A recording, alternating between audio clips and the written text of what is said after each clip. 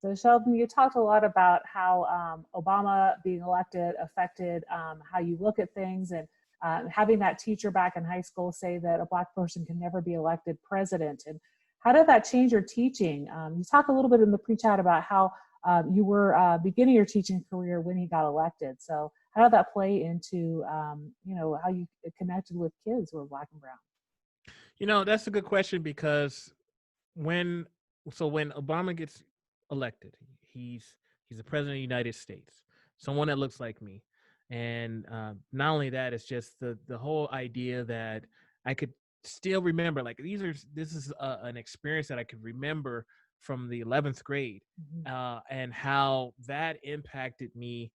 Man, I'm just thinking. I said 2008, but that was way that would make me very young, Mhm. um in 11th grade. But anyway, it was impactful because it just shows that as a teacher you have so much influence. And had I not said anything in that classroom that day, then half the class, I don't know, maybe most of the students or other students would have felt like, well, we could never be president, Mhm. we could never, like, because of my skin color, because of who I am, that's not a possibility. So what, historically it's always been one way. That doesn't mean it's right. That doesn't mean Mhm. that things can't change. And so that is something that I've taken on as an educator, is making sure that whatever I do is relevant and responsive to the students that are in my class. I'm not going to just teach a cookie cutter, one size fits all Mhm. approach to education, because maybe that's the surrounding, that's the background that I come from. So him as a white man, that's Mhm. all he knew. Mhm. And who knows, all the the people that he's interacted with, his circles, maybe that is the conversation, and so that's maybe what he really believed. But again, that doesn't make it right. And I think that's important, is that we're really thinking about, okay, I might have my own view of the world, but my view of the world is may not be the same as a lot of my students. How do they view the world, and how can I provide curriculum and instruction that is responsive to their needs? No, I think that's a great segue into talking a little bit about your educational journey. And after high school, talk to me a little bit about kind of the colleges that you went to, and then how you managed to end up in Idaho after teaching in a variety of interesting places. So I went to a historically Black college and university out in Huntsville, Alabama, Oakwood University, where I got my undergrad and I got my social science education. I wanted to be a history teacher. Had a really cool history teacher in the 12th grade, and that was the finalized moment that I Mhm. said, you know what, I'm going to be a teacher. He was a basketball coach slash history teacher, and I was like, that's what I want to do. Mhm. So I went to college, got my degree, and I got recruited to come out to the Virgin Islands. And so I spent time in St. Croix, Virgin Islands, and oh man, what an experience. So I once I was there, I enrolled at the University of the Virgin Islands, UVI, and was starting on my master's in, I believe it was leadership at the time. And so even though I look like the folks on the island, I don't sound like them. Yeah. And not only that, I can't understand what they were saying. And so I remember I would, I would work all day, from, I teach all day on Mondays, and then I would come in to this class on campus Mhm. for 3 hours, and I would have to listen to a professor from Antigua, and I could not understand a word he was saying. Nice guy, really nice guy. Yeah. I just couldn't understand him. And so I struggled. Like, I made it through the semester, and I said, this is not, I can't do this. Like, Yeah. I'm not gonna be able to go a whole, like, I can't finish a whole program where I don't know what anybody's saying.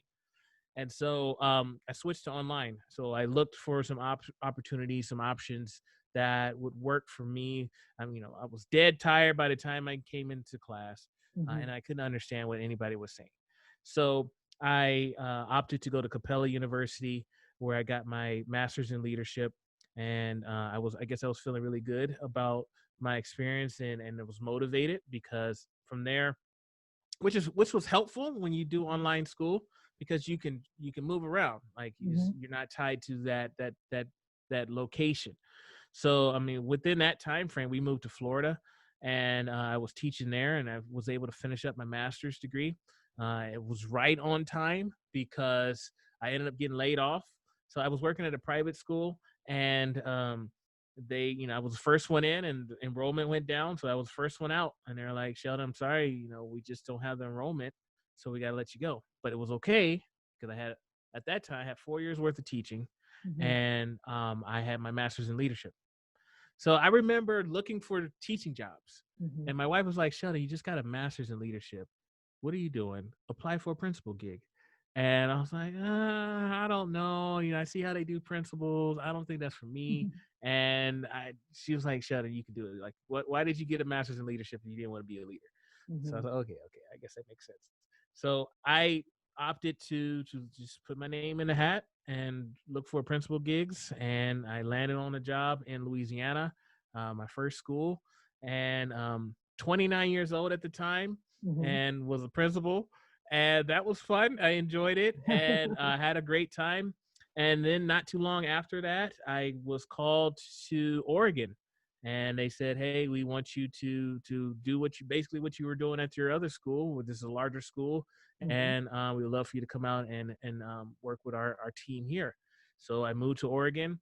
I was working on my PhD and was finishing up, and spent some time in Oregon as a school principal there. Finished and got my doctorate, and I thought, oh well, you get your PhD, you're supposed to move into higher education. That's what you do, right? Mhm. So I didn't know any better, so I started applying for jobs in higher ed, and my parents had moved to Idaho because my dad was working at the university here, and he was like, "There's this job called Trio, you should apply for it, and you see what happens." And I said, "Okay," I applied for it, and I'm in Idaho now. So Mhm. I never thought in a million years that I would end up in Idaho. But I mean, they offered me a position to work with high school kids to help them get to college, first generation limited income students, and be able to support them. And so at the time when I was recruited here, I ended up working on the reservation at the high school here, and that was my job. I would come in every Thursday, and I would um, basically support the students here on the reservation and those who were aspiring for college. And I would just push, helping them with getting their college apps done, do college tours, the whole nine. And Mhm. so, 3 years into that position, they ended up asking me, the folks at the tribes, they asked me, "Hey, we have a special education director.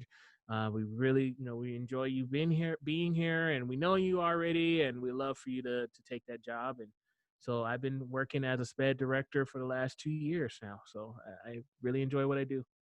Yeah, that's a very windy path that's led you to where you are now. And you talked to me a little bit about how you have family, not only your parents, but your brothers are living in the town in Idaho where you live. And talk to me a little bit about being a minority in that area. It's a largely white area, homogeneous area.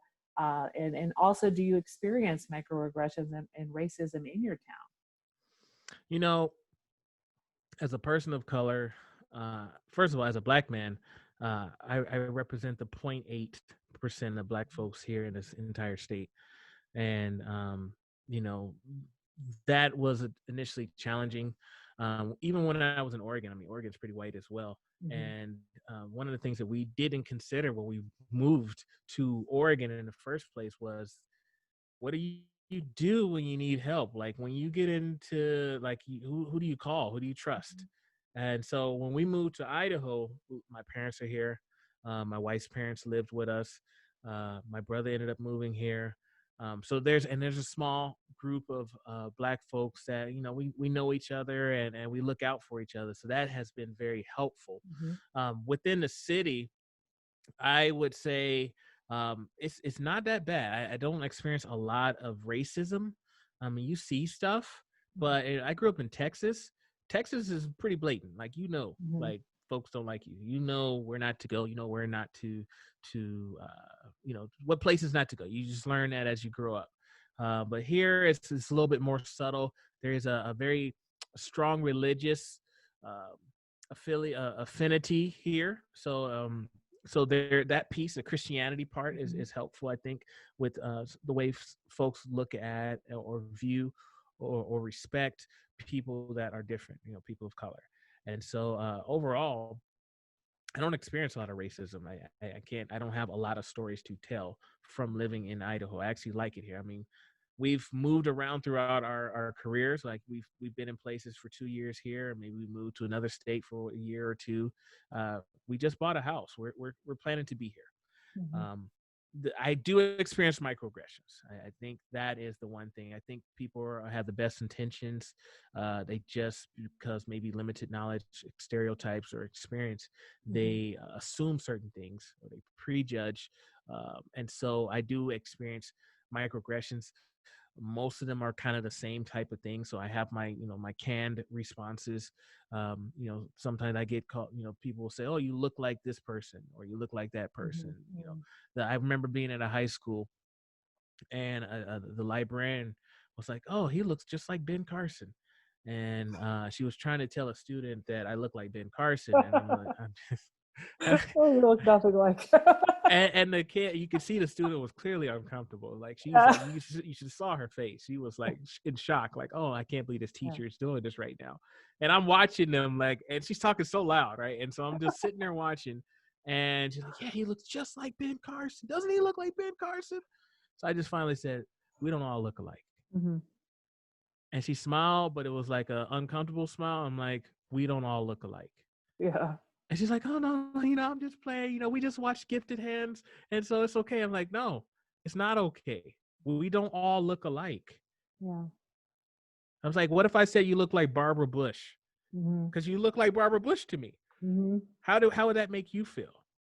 And she's like, well, I'm just so sorry. I didn't mean it. We just saw Gifted Hands. I'm like, I don't like. So every now and then I get something like that. Someone say I look like Kevin Hart. I look like somebody famous, some black Yeah. famous person, right? I get that a lot. Um, my hair sometimes when it comes to hair, people wanting to touch my hair. Why? I don't know why white folks want to touch black people's hair. I don't know what what that is, Yeah. but that is so annoying. I am not a pet. I Yeah. am not. We're not at the zoo. I don't want you to touch my hair. I don't go reaching out to people's hair and touching everybody else's hair. I mean, my daughter experiences it all the time. She normally keeps braids in her hair. She's normally being asked, is that your real hair? Or people usually grabbing her hair. Those things are uncomfortable, and it's just, and you experience it so much that it's just like I've seen a video about microaggressions where they're talking about how it's like mosquitoes. Mhm. So it's just like, you get a little bite here and there. It's, no big deal. But then the more and more you experience it, like if there was just a swarm of mosquitoes just ended Mhm. up biting you, and how it just wears you down. And so Yeah. those microaggressions are what I do experience a lot, but I don't have a lot of racism that I've experienced here.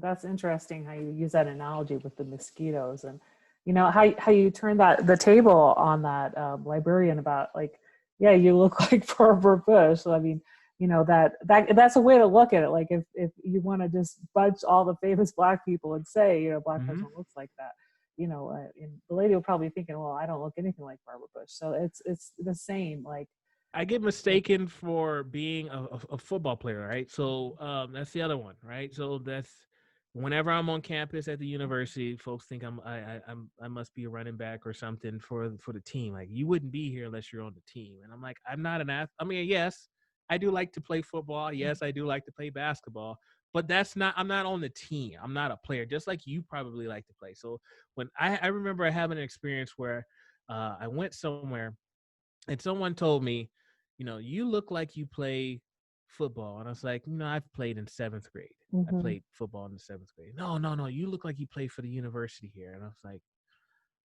no, I didn't.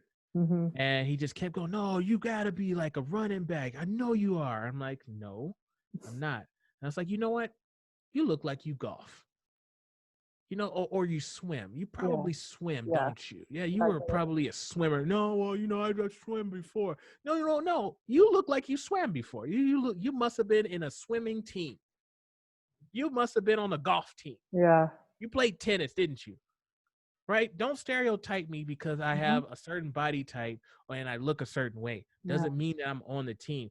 Guess what? I have a PhD. I'm not a student. I'm Mhm. done with school. So just those little things, um, again, they start to like you get when you start to Mhm. get them a lot. Mhm. They just it can sometimes it can ruin your day because they normally catch you off guard. You're Mhm. Mhm. having a great day and then someone hits you with a microaggression. You're just like, man, what the heck?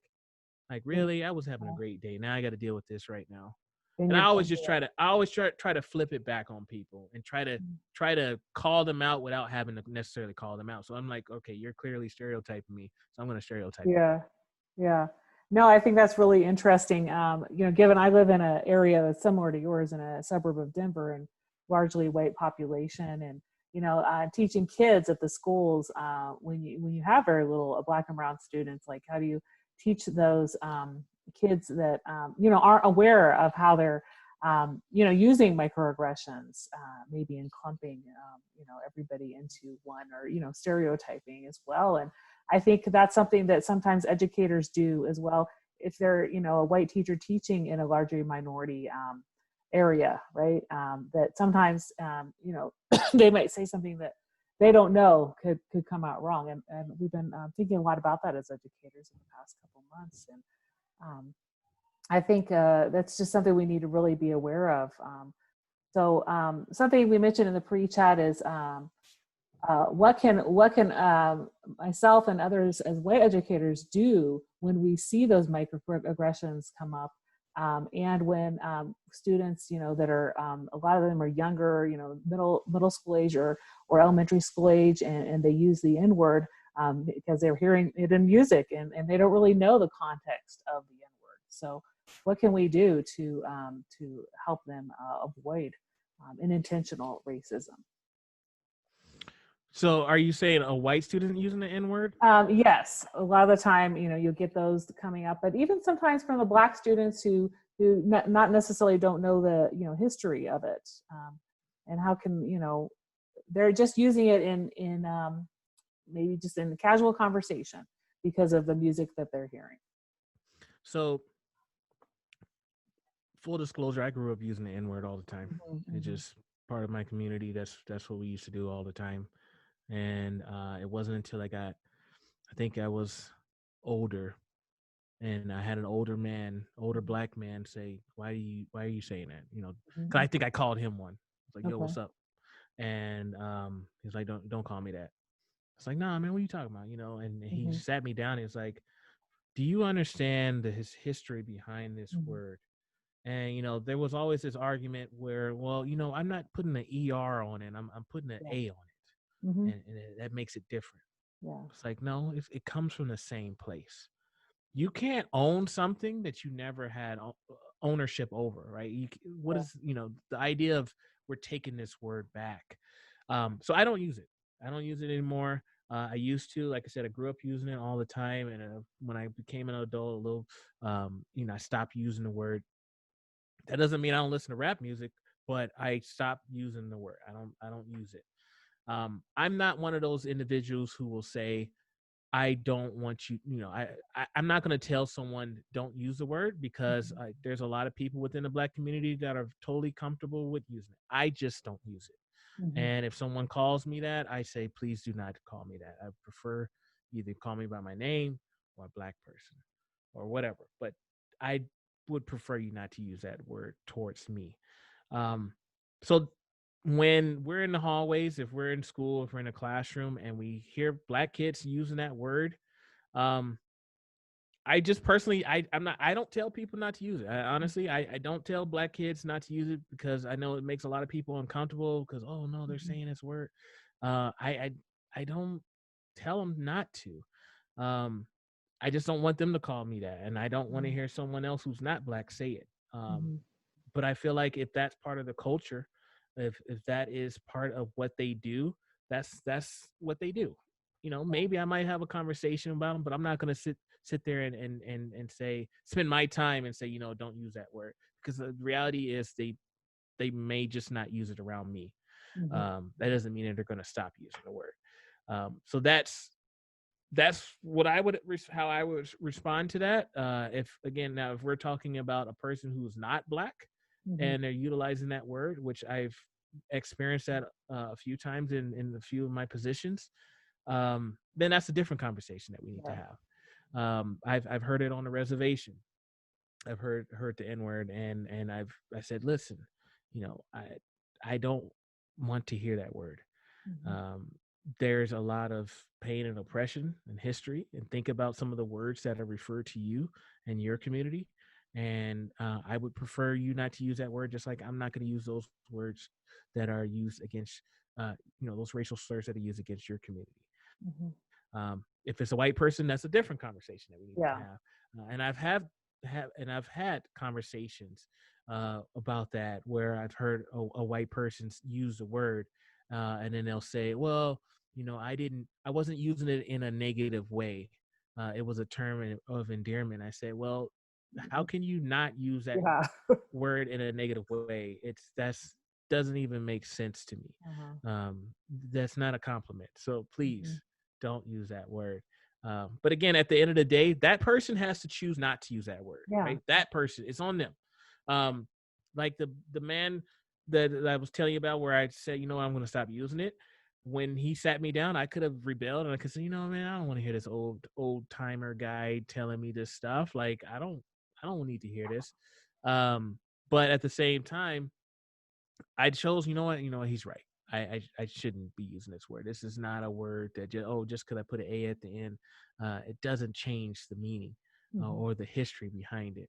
So, I could tell someone not to use it, but often that ends up being they just won't use it in front of me.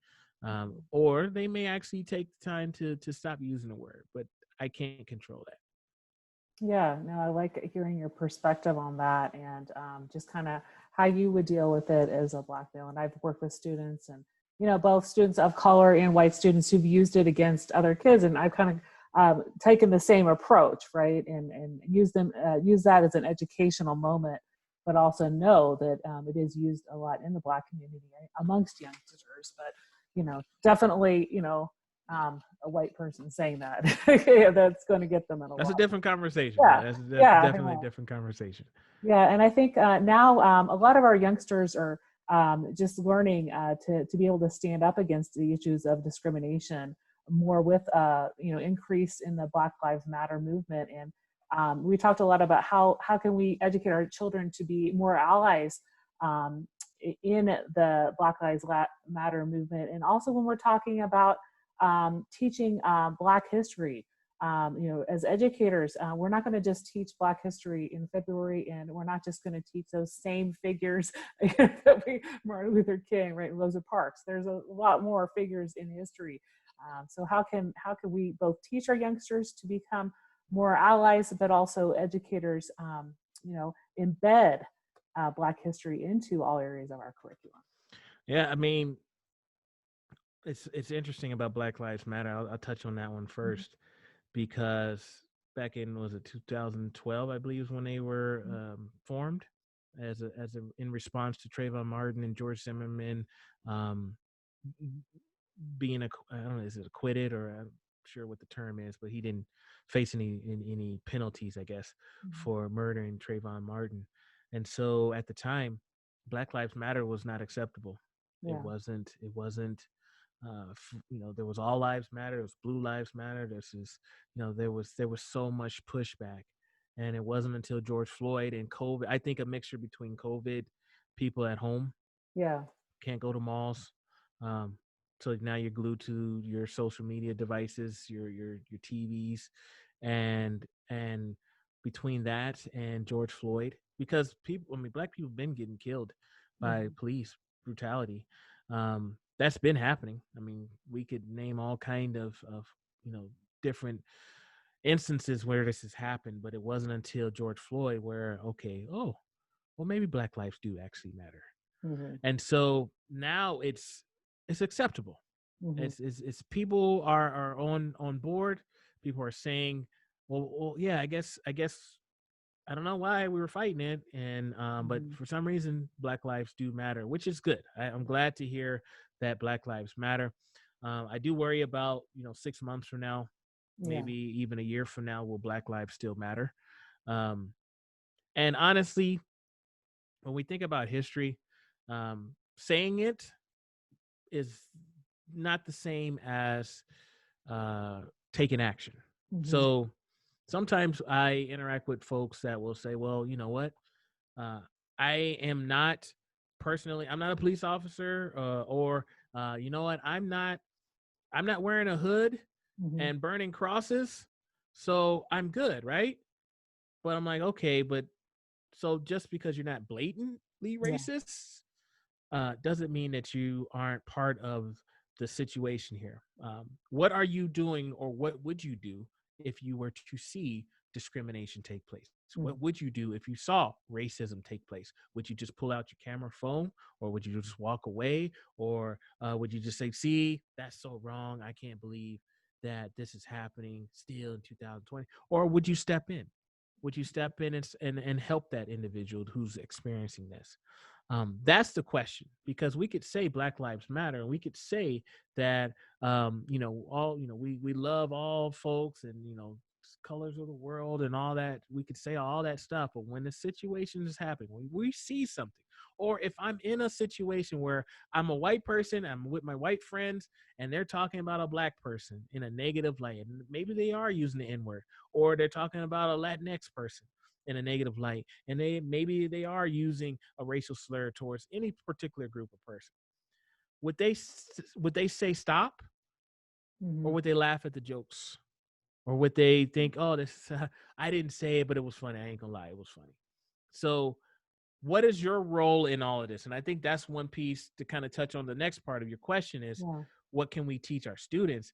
Well, we can teach them about social justice education, right? We can teach them about, all right, maybe if we look at the way things have been historically, and who, for example, for education, who is typically the ones creating these rules? Who's Hmm. typically the ones who are at these meetings, that are planning events, that are planning policies and procedures that are impacting students of color? Who's represented there? It's not often that it's representative of the actual people that the community, that the school is serving. You don't see a lot of people of color on these boards, on these in these committees Hmm. and coalitions and all those things. So what could be your role in that? Maybe you could suggest, hey, we need to get some more representation here. Or maybe you could speak up as well, in as an ally for folks. So those are things that we can teach people. We teach kids about bullying. We could teach them about don't being a bystander and stepping in and helping kids out who are being bullied. Why we can't teach the same kind of concepts when it comes to racism? If I see a student that is clearly being attacked because of the color of their skin, um, and I just shrug it off and just say, I didn't do it, and I don't step in, then to me that's a problem. So let's have that conversation. And you also talked about, as far as embedding Black history within our curriculum. The thing about it is, if we're lucky, February comes around. Well, January comes around, right? Hmm. Hmm. And then Dr. King, we do our Dr. King thing, and then February comes around, we'll bring up Dr. King again, and probably Rosa Parks. That's pretty much it if we're lucky, right? So what does that translate to our students? Well, Black people contributed maybe once a year. Yeah. Now, how do we look at our curriculum in a way that it says, you know what? Um, People of color contributed, or I'm sorry, people of color were influential in what is the United States, in this Hmm. world. I mean, we typically skip over the Native American atrocities and what's happening, and we start from the colonists when they arrived on the Mayflower and whatever, all that stuff, the Puritans. We normally start there. Yeah. That's the normal perspective, that when we go through history, that's typically how things start. Whiteness, Yep. even though we had Native Americans have been here, but it's usually from the white man's perspective. Yeah. So even if we just think about it from that standpoint of like how we present curriculum to people, is that white centered, or Mhm. are we taking an approach where it's like, you know what, is it white centered because we're ashamed of what our ancestors have done, and not my ancestors, but what your ancestors have done when it Mhm. comes to um, history? Yeah. Or are we going to think about, okay, what are the different perspectives of people of color, or people who were like, because they were impacted as well. I'll give you another example.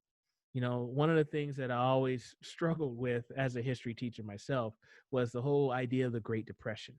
Mhm. You know, all of a sudden the stock market crashed, and people were losing jobs, and all these things were happening. Yeah, but guess what? Black people been struggling. The Great Depression, we've been in Great Depression. Yeah. Our Latinx folks, they've been struggling with things, but now stock market crash. Who does that primarily impact? White people. Yeah. And so now, oh, you know, we're gonna call this span of years the Great Depression. But again, that's white centered. Yeah. Yeah. People been struggling. People been having hard times. They were just trying to be civil. They just wanted civil rights. They wanted the right to vote. But this few years where there was economic turmoil, which primarily impacted white people, now it's a historic event. Mhm. So we just got to make sure that however we're presenting our curriculum is it's not centered on whiteness, but it provides the broader scale, and it provides multiple cultures within the content. It's not a one and done. It's not a special lesson. Um, you know, today we're going to talk about such and such person, and then tomorrow we'll talk about more white people. No, Mhm. it's how do we embed it and provide different perspectives with our approach to education. Yeah, because we want to make sure we present curriculum in a way that we're not just focusing on oppression, right? We're not just focusing on the civil rights movement or, the slavery. We want to focus on members of society who've contributed, inventions in, um, you know, just mathematicians that we know of, or historians, anybody who's made a contribution to society in a way that is not connected to oppression, like you said.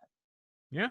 I mean, and that's typically how things are taught. Yeah. Slavery, civil rights movement, our conquistadors, and Hmm. how the Europeans came in and conquered the South America. Like that's the message that we're teaching to our students. And there's no positive experiences. It's always about how there's dominance and white supremacy happening within our history. And so that message translates to our kids. It might be a little subtle, Hmm. but sometimes it's a little bit louder. And so again, if we're always talking about, if the only time that we talk about people of color is Yeah. basically when they're fighting for rights, equal rights, then that's not helpful for our kids of color that are in the classrooms where they're getting stared at because all their classmates are watching them during these times while the teachers explaining these things. Hmm. Hmm. Yeah, that puts it into perspective.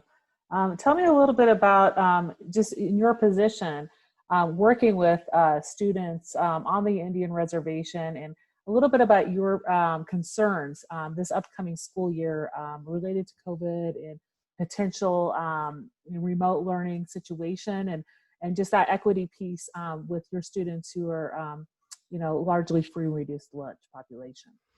Yeah, and that's, I mean, nationwide. I mean, Yeah. we could even go worldwide. That's the ticket question, right? That's the question.